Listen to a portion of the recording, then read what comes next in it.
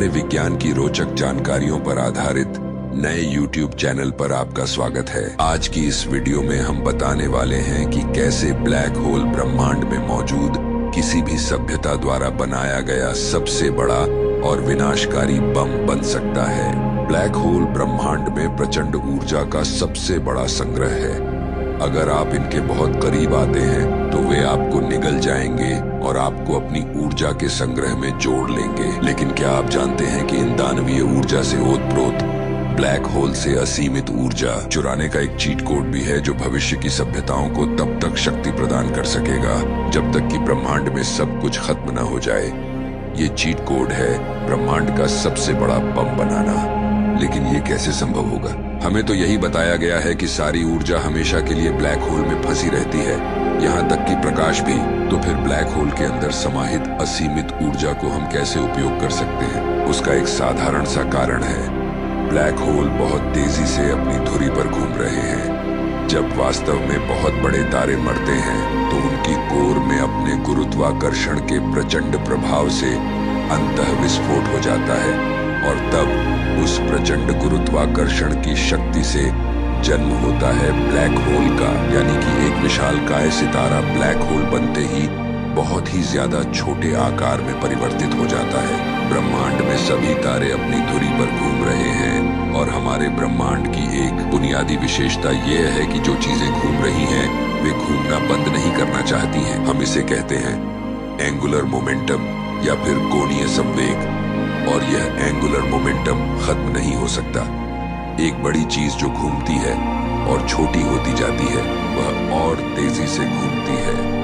अतः जैसे ही किसी तारे का केंद्र ढहता है उसका मोमेंटम उसे और अधिक तेजी से घूमने पर मजबूर कर देता है जब तक कि वह एक ब्लैक होल में तब्दील नहीं हो जाता।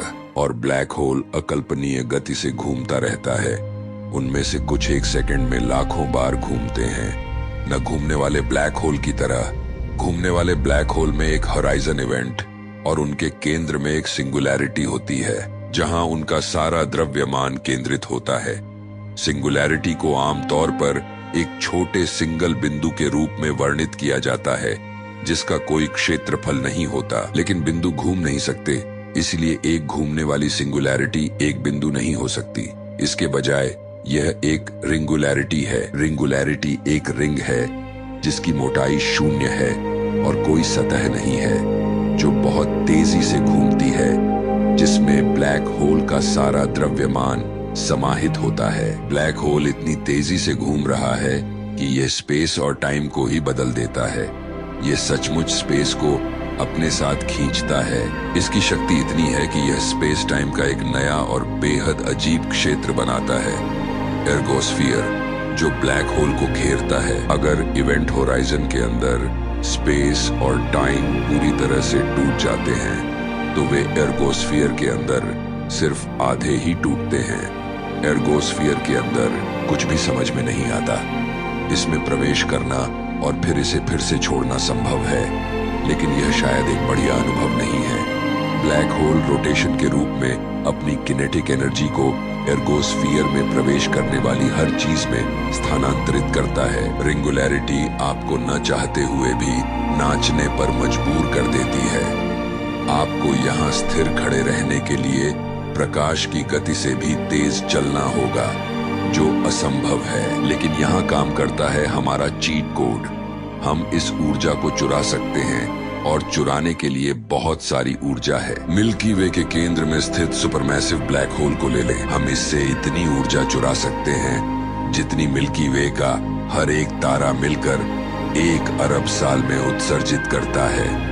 इस ऊर्जा को चुराने का सबसे आसान तरीका, जो सुनने में थोड़ा अजीब है, ब्लैक होल में कुछ गिराना। हमें पता है कि जब हम एर्गोस्फीयर में प्रवेश करते हैं तो हमें रिंगुलैरिटी की ऊर्जा का सामना करना पड़ता है, जो कि एक भंवर में फंसने जैसा है जिसमें स्पेस टाइम इधर उधर भागता रहता है।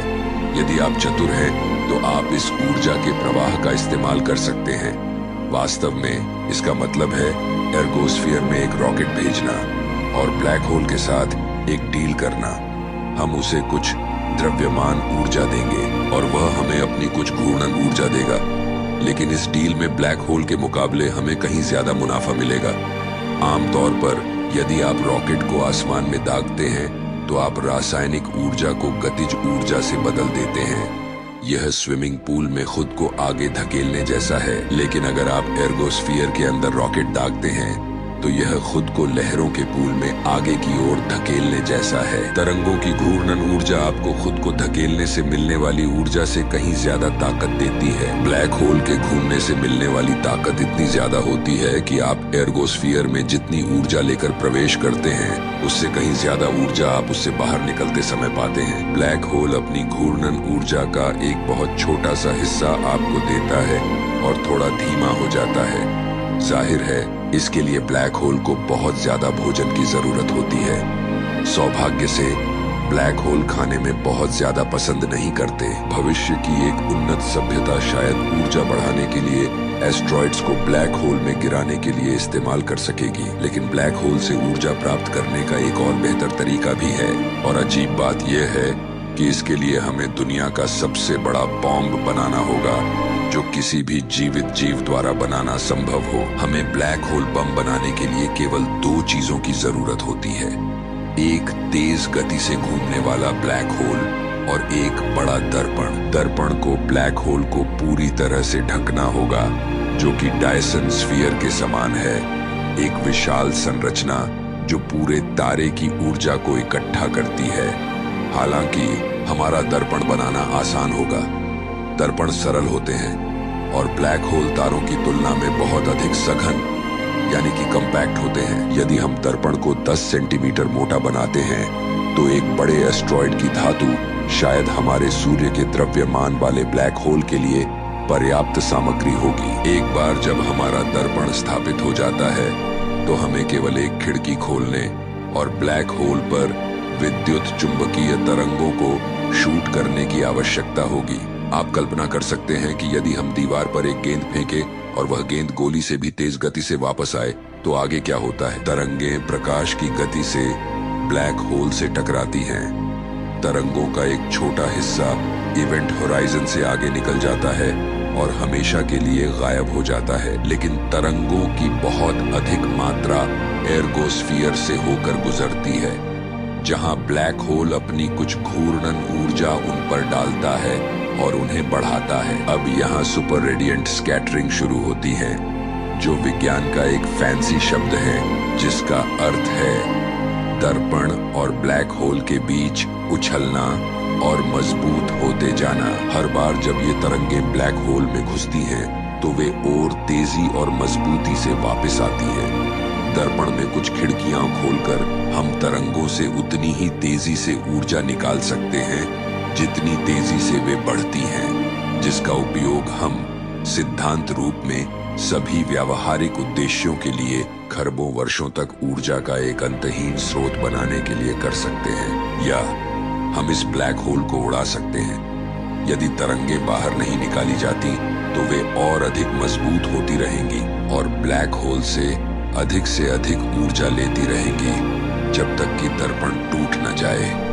एक सुपर मैसिव ब्लैक होल एक सुपरनोवा जितनी ऊर्जा जारी करेगा, बम को किसी भी जीवित प्राणी द्वारा किया जा सकने वाला सबसे बड़ा विस्फोट बना देगा। ब्लैक होल बम।